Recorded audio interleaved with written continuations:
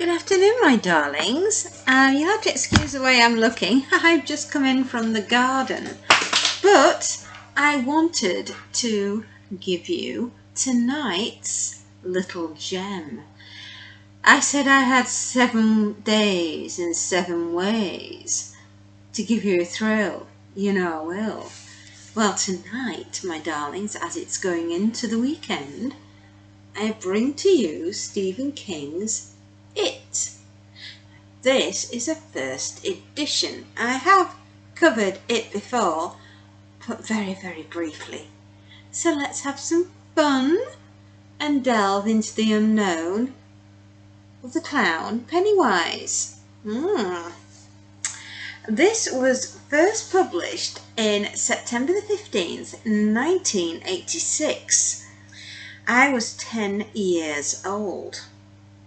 And this edition that I have here is the one I purchased when I was 10.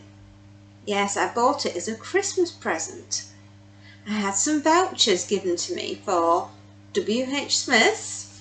So, in my eagerness to get this glorious book, I ran down and I spent my money. And I think it was money well spent because Stephen King is sublime. He's the best friend you never knew you needed. Look how good condition it's in as well. Considering I've had it for 40... Yeah. I'm not quite 50. So, yeah, so I am right, aren't I? Christ, I can count, can't I? Here I am, trying to work out how many years I've had this book. So it's 2024 and minus off 1986. So I've had it for 38 years, not 40. I've had it for 38 wonderful years. Now, what I would like to say, welcome to Derry in Maine, which is in the United States of America. It's a small city and it's as hauntingly familiar as your own hometown. Only the haunting in Derry is very evil and very real. They were 7 darling teenagers when they first stumbled upon the horror. Now they are grown-up men and women, and they've gone out to do their thing in the great big world and gain all the riches and success which should be bestowed upon them. After all, they have earned it. But none of them can shake the feeling that something's not right, and they can't fight the force which pulls them back to Derry to deal with the evil one more time. It is a nightmare without end, and an evil that is unnameable. Pennywise is truly the most vile, disgusting, evil creature to ever have entered from the void. For he feeds upon the fears of the poor children to which he torments to death. Georgie, come down here, Georgie. They'll float down here. And then proceeds to rip poor Georgie's arm off. Poor Georgie. He was a baby. He didn't deserve evil. Evil is a clown. That's why people are so afraid of clowns. They're always going to think it's Pennywise. It's 912 pages long, this book, so it's quite the titan. It's not a small book now, is it? But beautifully written. Stephen, I love your ginormous books. They are beautiful. It was so terrifying, so shocking, so unbelievable evil that is in this book. And there are some parts that have been burned into my brain. I would say the scene with the puppy is one of them. I shudder when I think about it. And I guess, Stephen, that's what you were hoping to do with my generation of readers. Scare us to the point of insanity and beyond. I think basically what you were doing is you were toughening all of us up for life later on. And the evil people that we were probably going to be meeting along the path of our lives. Although I haven't quite met anyone as evil as Pennywise, and I have never been compelled to put a puppy in a freezer. Never. And I hasten to add that all the people that I have met so far, I truly hope that they've never been compelled to put one in the freezer either. That was a stroke of genius and the most evil thing I think I have ever read in any of your books. And I have read quite a few. I have, but that, it disturbs me, and not in a good way. I shall read you some poems. This old town been home long as I remember. This town gonna be here long after I'm gone. East side, west side, take a close look. Round her, you've been down, but you're still in my bones. The Michael Stanley Band.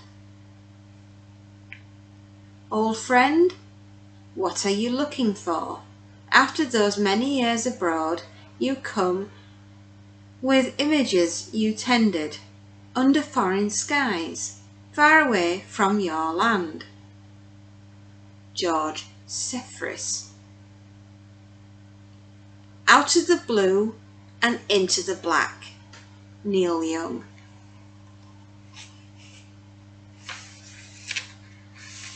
Part 1. The Shadow Before. They begin. The perfections are sharpened. The flower spreads its coloured petals wide in the sun. But the tongue of the bee misses them. They sink back into the loam, crying out. You may call it a cry that creeps over them, a shiver, as they wilt and disappear. William Carlos Williams Patterson. Born down in a dead man's town. Bruce Springsteen. Chapter 1. After the Flood, 1957. The terror, which would not end for another 28 years, if it ever did end, began, so far as I know or can tell, with a boat made from a sheet of newspaper floating down a gutter swollen with rain. The boat bobbed, listed, righted itself again, dived bravely through the treacherous whirlpools, and continued on its way down. Witcham Street, towards the traffic light which marked the intersection of Witcham and Jackson. The 3 vertical lenses on all sides of the traffic light were dark this afternoon in the fall of 1957, and the houses were all dark too. There had been steady rain for a week now, and 2 days ago the winds had come as well. Most sections of Derry had lost their power, and it was not back on yet. A small boy in a yellow slicker and red goloshes ran cheerfully along beside the newspaper boat. The rain had not stopped, but it was finally slackening. It tapered on the yellow hood of the boy's slicker, sounding to his ears like rain on the shed roof. A comfortable, almost cosy sound. The boy in the yellow slicker was George Denborough. He was 6 years old. His brother, William, known to most of the kids at Derry Elementary School, and even to the teachers, who would never have used the nickname to his face, as Stuttering Bill. He was at home hacking out the last of a nasty case of influenza. In that autumn of 1957, 8 months before the real horrors began, and 28 years before the final showdown, Stuttering Bill was 10 years old. It's the same age I was. Gosh. Bill had made the boat beside which George now ran. He had made it sitting up in bed, his back propped against a pile of pillows, while their mother played Fur Elise on the piano in the parlour, and the rain swept restlessly against his bedroom window. About 3/4 of the way down the block, as one headed toward the intersection and the dead traffic light, Witcham Street was blocked to motor traffic by smudge pots and 4 orange sawhorses. Stencilled across each of the horses was Derry Department of Public Works. Beyond them, the rain had spilled out of the gutters, clogged with branches and rocks and big sticky piles of autumn leaves. The water had first pried fingerholds in the paving, and then snatched whole greedy handfuls. All of this by the 3rd day of the rains. By noon of the 4th day, big chunks of the street surface were boating through the intersection of Jackson and Witcham like miniature whitewater rafts. By that time, many people in Derry had begun to make nervous jokes about arcs, a bit like we were last week, and perhaps could be by tomorrow. Yes, darlings, we have been threatened with thunderstorms yet again. It would be a bank holiday, and it's not complete without a crash and a flash and thunder and tons of rain. Oh, joy. Yes, so that's what we've got to look forward to tomorrow. And I'm not going to read you any more because you thought I was, didn't you? But no. I just want you to see what we're building up to. And that little boy, Georgie. Oh, my darling Georgie. Spoiler alert. Pennywise's first victim in this book. And what happens to Georgie is just beyond evil. It's diabolical. It's what every parent's worst nightmare is, that something has taken their baby and they can't get them back ever. And the only time they're ever going to see them again is in the mortuary. And that is every parent's worst nightmare. And Stephen King feeds into that fear so brilliant, so eloquently. As a child, I didn't realise just how horrific that scene was. And as a parent, as an adult and a parent now to 2 darling daughters, the mere thought of Pennywise going anywhere near them brings up such a rage and fierce emotion of protectionism of my children. I would literally go toe to toe with Pennywise if it meant that my girls got away. And I probably would park it if I was battling Pennywise, but I'd give it my best shot. I so would. I'd give it enough so that the girls could get away. Definitely. And I think I speak for many parents out there that would be exactly the same way. Absolutely. They would give it all so they got away. Definitely. And it's just so utterly heartbreaking, Georgie's death. And the torture that that little boy goes through at the hands of Pennywise. In 1990, Tim Curry played Pennywise. An unusual choice for such a vicious creature to have Tim Curry, but what a fabulous, fabulous actor. Truly amazing, and he definitely brought Pennywise to life. And that is the Pennywise I actually prefer, is that version. I can't warm to Bill Skarsgård as Pennywise in 2017 and 2019. I have tried. I think the movies are excellent, but they're not the 1991, which is the one that I grew up with. I maybe it's an age thing, I don't know, but I do feel that the 1990 version is the better of the two. And give it a go. Watch it, see what you think. Let me know what you think about it. You know, you might think that Tim Curry is just like, Tim Curry? Yeah. Give me Bill Skarsgård any day. I don't know. Each to their own, you know. That's what makes this diverse, wonderful world such a joy to live in, because everybody's got an opinion. Some good, some bad, but they deserve their opinion. Don't they? Don't I?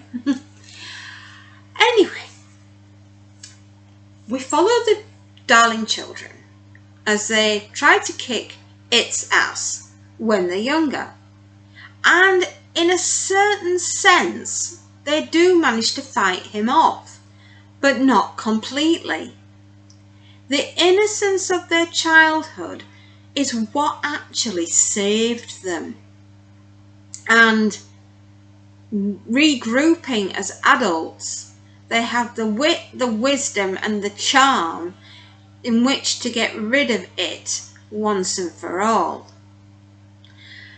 But it's not without its problems, and it's not without its consequences, and there will be tragic deaths of some of the characters, as one can't quite bring himself to go and battle with it one more time, and unfortunately commits suicide.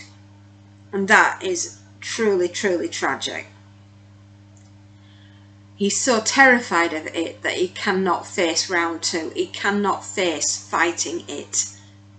And I get that. I could understand that, you know. Once bitten, twice shy. But you can't let evil win. You can't let evil overcome the goodness and the light, which are the souls of the children.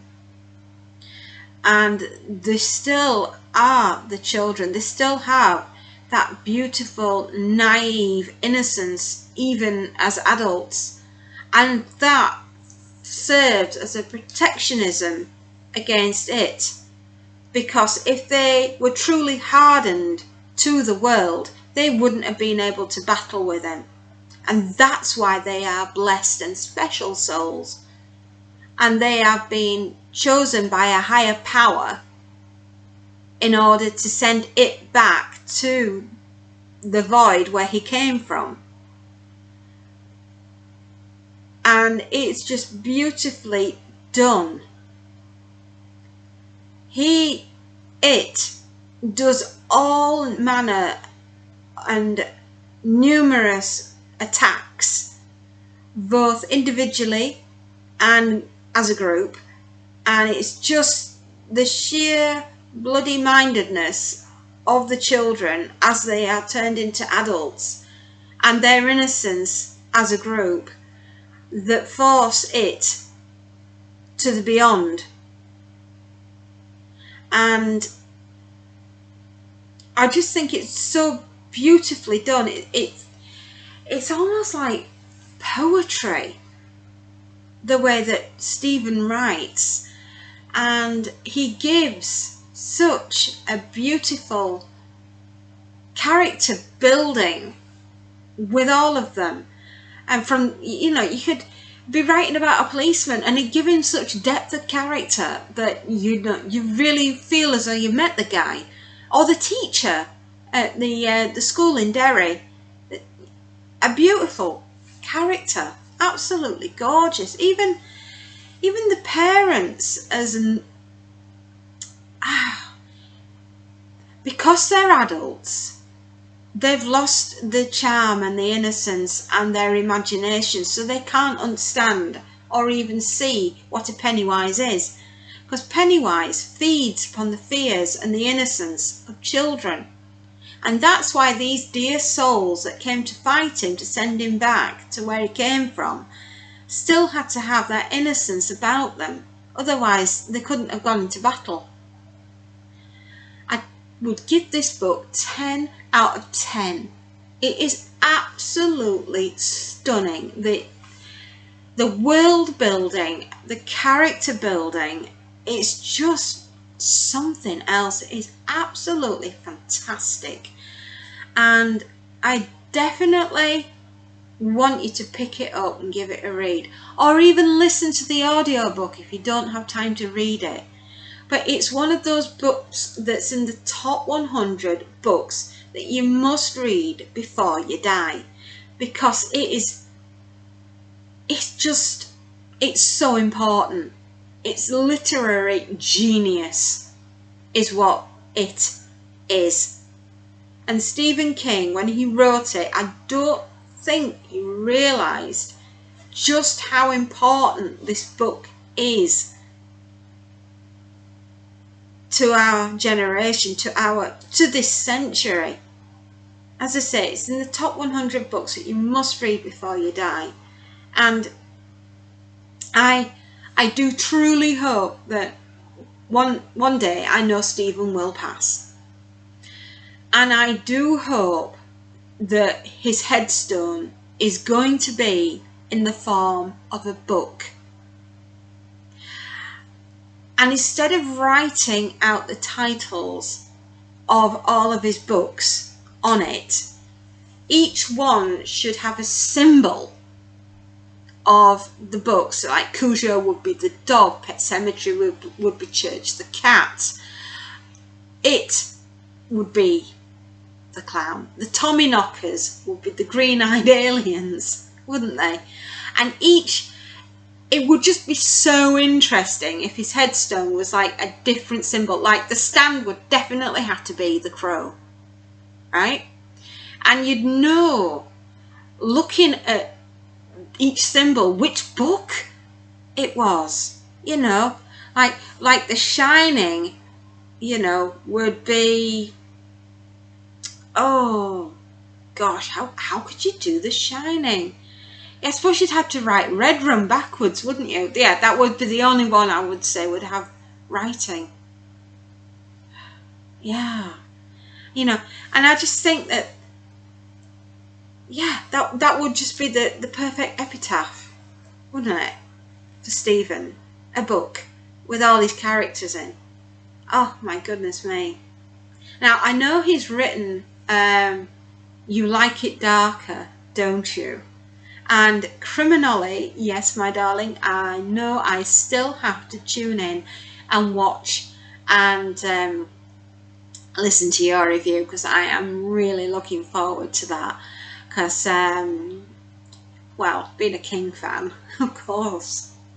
But yeah, getting back to it.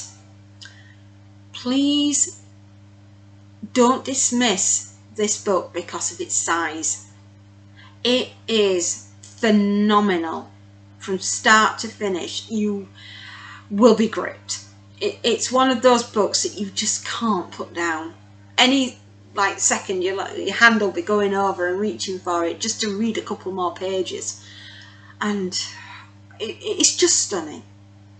Like I said, the world building, the character building, the story, sublime. Highly recommend. Please do read it. And on that note, my darlings, I will say happy readings and enjoy. And I will see you tomorrow night with another gem of a book, because we really are in the last stages now of the May Mayhem, and I can honestly say I have absolutely loved every minute, and I hope you have too.